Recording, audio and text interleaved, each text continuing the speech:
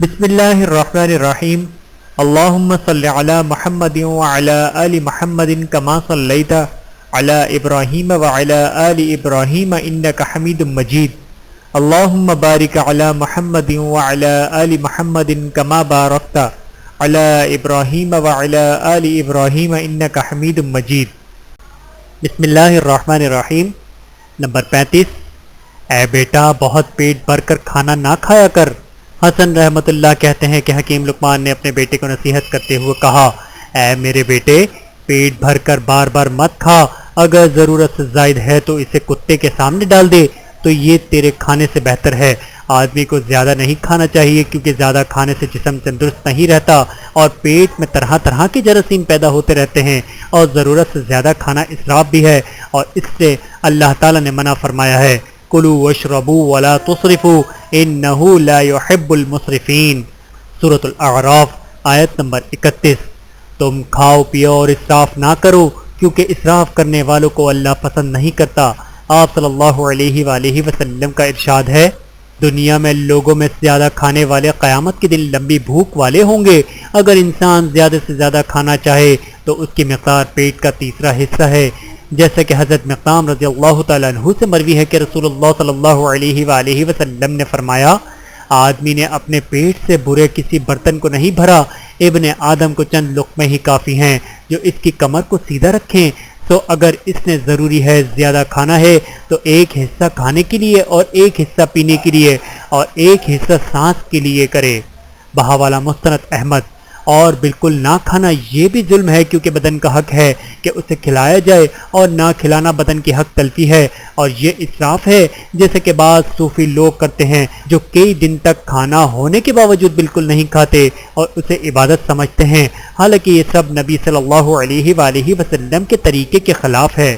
Number 36، اے بیٹا اپنا مزاج درمیانہ رکھنا۔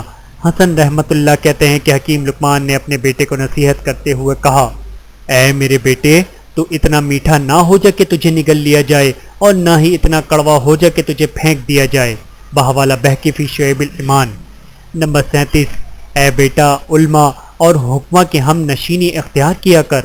حضرت ابو امامہ رضی اللہ تعالیٰ عنہ سے مروی ہے کہ اللہ کے رسول صلی اللہ علیہ وآلہ وسلم نے فرمایا، لقمان نے اپنے بیٹے کو نصیحت کرتے ہوئے فرمایا، اے میرے بیٹے علماء کی مجلس میں بیٹھا کرو اور دانا لوگوں کی باتوں سے فائدہ اٹھایا کرو، کیونکہ اللہ تعالیٰ دلوں کو حکمت کے نور سے اسی طرح زندہ کر دیتا ہے جیسے موسلادھار بارش سے زمین کو زندہ کر دیتا ہے۔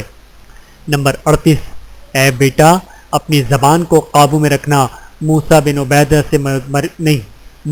عبیدہ سے مروی ہے کہ انہیں خبر ملی کہ لقمان نے اپنے بیٹے کو نصیحت کی، اے میرے بیٹے جو اپنی زبان کو قابو نہیں رکھتا وہ ندامت اٹھاتا ہے اور کثرت سے جھگڑتا کرتا ہے اور اسے گالی ملتی ہے، اور جو برے سے دوستی رکھتا ہے وہ برائی سے بچ نہیں سکتا، اور جو نیک لوگوں سے دوستی رکھتا ہے وہ فائدہ اٹھاتا ہے۔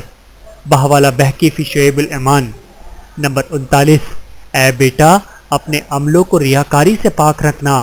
حماد بن زید رحمۃ اللہ اپنے بعض شیوخ سے بیان کرتے ہیں کہ لقمان نے اپنے بیٹے کو نصیحت کرتے ہوئے فرمایا، اے میرے بیٹے تو اپنی خشیت الہی کو لوگوں کے سامنے اس کے لیے ظاہر نہ کر کہ لوگ تیری عزت کریں جبکہ تیرا دل گناہگار ہو۔ نمبر 40، اے بیٹا لوگوں کو اپنا دوست بنا، دشمن نہ بنانا۔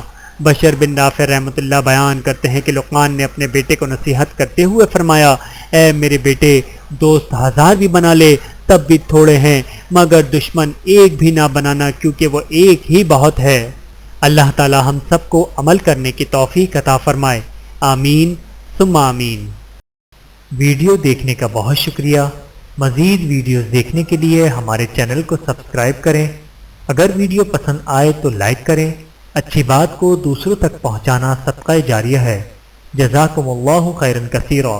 اپنا اور اپنے پیاروں کا بہت زیادہ خیال رکھیے گا اور مجھے دعاؤں میں یاد رکھیے گا۔ Take care. اللہ حافظ۔